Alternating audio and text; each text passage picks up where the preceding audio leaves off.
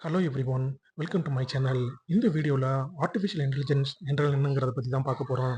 அதுக்கு முன்னாடி இன்டெலிஜென்ஸ் என்றால் என்னங்கிறத பத்தி பார்த்துடலாம். இங்கிலீஷ் டு தமிழ் டிக்ஷனரியில இன்டெலிஜென்ஸுக்கு என்ன மீனிங்ன்னு செக் பண்ணீங்கன்னா, அதுக்கு அறிவாற்றல், புத்திசாலித்தனம் அல்லது நுண்ணறிவுன்னு போட்டிருக்கும். இதையே இங்கிலீஷ் டு இங்கிலீஷ் டிக்ஷனரியில செக் பண்ணீங்கன்னா, முதல்ல இதுக்கு அன்கவுண்டபிள் நவுன் என்று போட்டிருக்கும். இது எண்ண முடியாத திறமைகளை குறிக்கும். அதுல கீழே கொடுக்கப்பட்டுள்ள திறன்களும் அடங்கும். இதத்தான் ஷார்ட்டா போட்டிருப்பாங்க. இன்டெலிஜென்ஸ் என்பது கற்றல், பகுத்தறிவு, பிரச்சனைகளை தீர்ப்பது, சூழ்நிலைக்கேற்ப மாற்றிக்கொள்வது மற்றும் சமூக ரீதியாகவும், உணர்ச்சி ரீதியாகவும் ஈடுபடும் திறன் என்று போட்டிருக்கும்.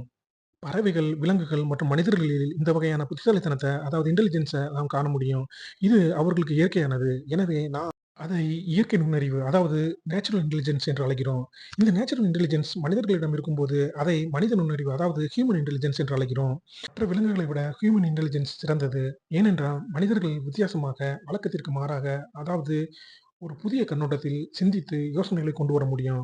இதனால் தான் human intelligence is better than other animals என்று சொல்கிறோம். ஒரு உதாரணத்துக்கு 18 வயது கொண்ட பிரகனந்தா உலக அளவுல ஒரு செஸ் சாம்பியன். இது நம்ம எல்லாருக்கும் நல்லா தெரியும். அவர நம்ம ஹி இஸ் எ இன்டெலிஜென்ட் பாய் என்று சொல்றோம்னு வச்சுக்குவோம். அந்த இன்டெலிஜென்ஸ் அவருக்கு எப்படியெல்லாம் வந்திருக்கும் என்று பார்த்தா, 1 ஜெனடிக்கா, அதாவது பரம்பரையா வந்திருக்கலாம்.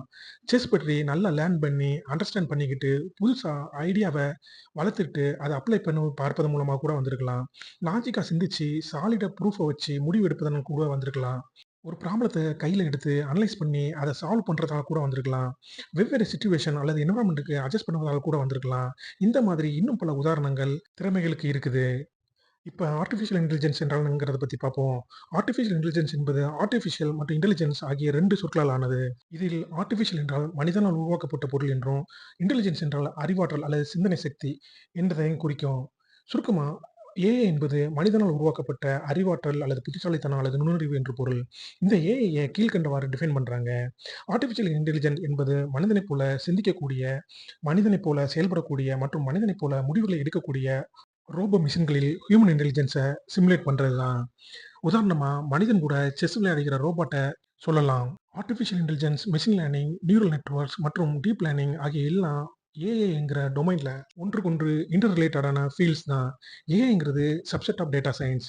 இது மனித இன்டெலிஜென்ஸ பிரதிபலிக்கின்ற மெஷின்ஸ் அல்லது ரோபோட்ட உருவாக்குவது பற்றியது தான். மெஷின் லேர்னிங்கிறது சப்செட் ஆஃப் ஆர்டிஃபிஷியல் இன்டெலிஜென்ஸ்.